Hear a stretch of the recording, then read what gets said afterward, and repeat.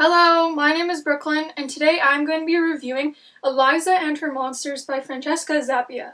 Oh my, I did not expect to love this book as much as I did. I gave Eliza and Her Monsters 5 out of 5 stars. It was amazing for a contemporary book. Usually I just read them for enjoyment and to read them quickly. That was the case with this one, but it was also so much more than that. It had so many deep messages, and the main character in this book suffers from social anxiety and depression a bit, which I have anxiety as well. Not as much as Eliza does, but I still have to deal with it. This book is about Eliza, and she is the author of a webcomic that is widely popular, but no one knows who wrote the comic. The story is about how she only really has friends online, and she has this whole other world going on, but she doesn't really like her in real life world. She is shy, awkward, doesn't like hanging out with people at school, is very much the person that just avoids interactions all the time, but she has a totally different life when she's online. She's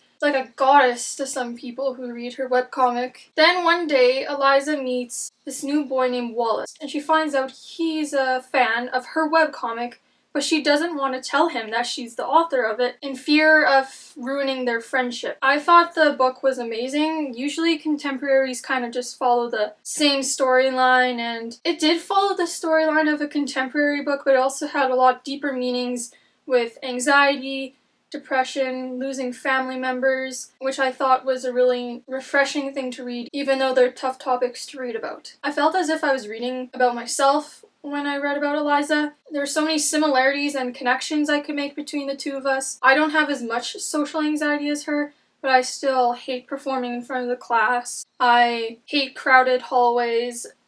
I'm very anxious, so I could relate to her, and it was nice to be able to relate to someone in a book as much as that. For Wallace, I really liked Wallace. He was super funny, caring, and his relationship with Eliza is just, it doesn't go like, oh, we just met, to, hey look, I'm your girlfriend or boyfriend. It slowly goes, and it's a nice progression. I like how both of them had anxiety, and their own little way of communicating was to write down what they were writing, and they would pass back and forth a piece of paper so they didn't have to talk around everyone, which was really cool. This book, it made me laugh, cry, both happy and sad tears. I've never finished a contemporary book crying because I wish I could still read about them. Usually contemporary standalones I'm okay with. I'm like, okay, it's finished.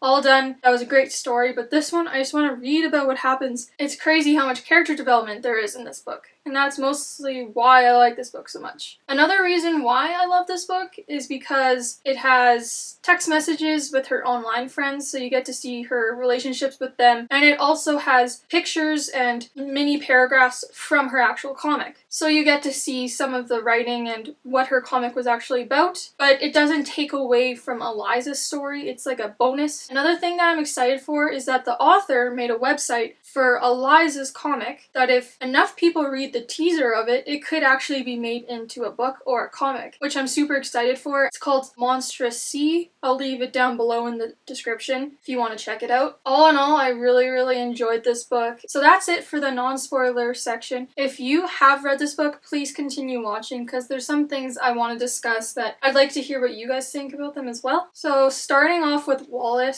From the start, I kind of knew that he was Rainmaker. It'd be kind of random for them to just, out of the blue, mention Rainmaker. Another thing about Wallace is that when they mentioned Wellhouse Turn, they mentioned it so much and how he constantly slowed down almost to a stop whenever they went by the turn. I had a feeling that one of his parents had been lost to the turn. You can tell that Eliza is depressed after her identity is revealed because she feels as if she has no reason to finish her comic, and she's put in all this hard work, but she doesn't want to finish it. Not just because everyone is counting on her, but because it was such an important part of her life. It's almost if she doesn't finish the comic, it takes away a part of her. For a bit at the end of this story, when Wallace was so concerned about him being able to publish his novel of Eliza's comic book, I was a little bit mad at him because he didn't notice that she was going through a really tough time and she was depressed.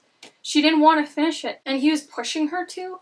which is something you don't want to do to people who are depressed. I do get that Wallace needed the money, but he shouldn't push Eliza to do something that she doesn't want to do and that is making her sad. I really enjoyed this book. I gave it a 5 out of 5 stars. It's probably one of my favorite reads of the year. Thank you so much for watching this video. I'll leave a link down in the description where you can purchase the book, and also let me know in the comments what you think about Eliza and her monsters, because I'd love to know. I'll have a new video up next week. Bye!